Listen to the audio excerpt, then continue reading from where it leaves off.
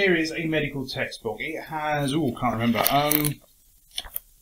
about 1,200 pages, okay? It tells you what can go wrong with human beings in various different ways, and it's, like I say, about 1,200 pages long. Now, in the mid-90s when I was actually studying medicine, I was also word processing, unsurprisingly, so I could write my essays about medicine.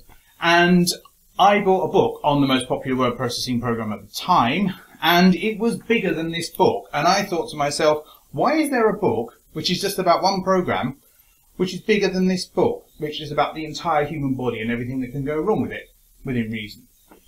And the answer to that is, of course, software bloat. Now, this is a problem, also known as creeping featurism. And what happens is, you start off with a small piece of software, which doesn't do very much, and then people ask you to add to it, and add to it, and add to it,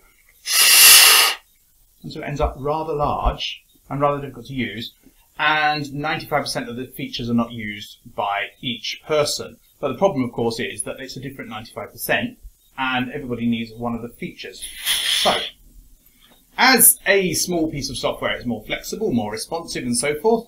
As a bloated piece of software, it's less useful. And this is similar to ethics. Now, when you consider a shoe, for example, suppose you don't want to buy leather because it's an animal product, so you decide you're going to buy a canvas shoe instead.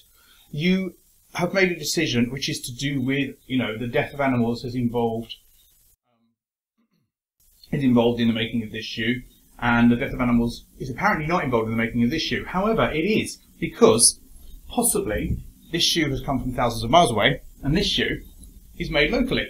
So in the process of that shoe coming from thousands of miles away, tons and tons of fuel have been burned up and all that kind of thing, and as a result, there is a problem, and it isn't as obviously cruelty-free as it might at first appear.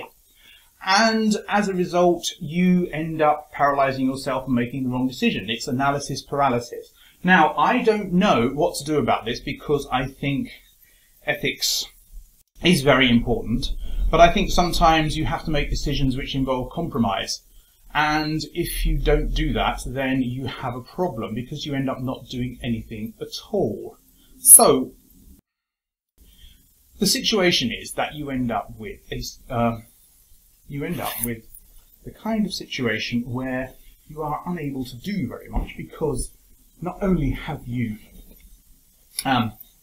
analysed endlessly, and you can't wear values on your shoes, on your feet, but you end up with a situation where,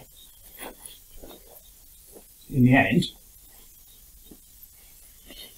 you have thought so much about it, and so forth, that you end up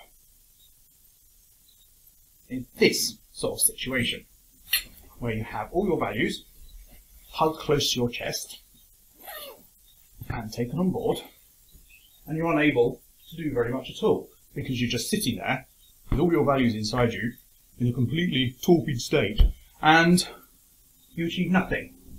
And that is why ethics bloat is a bad thing.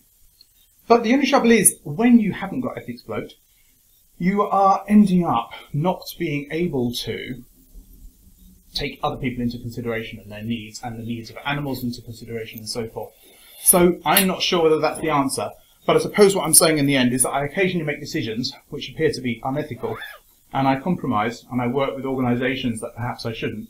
But the reason for that is because without doing that, you don't actually achieve anything at all, because you're not flexible. And that's what I'm trying to say today. So, if you like this video, please rate, comment and subscribe. If you dislike this video, tell me. Also share, and I'll see you tomorrow.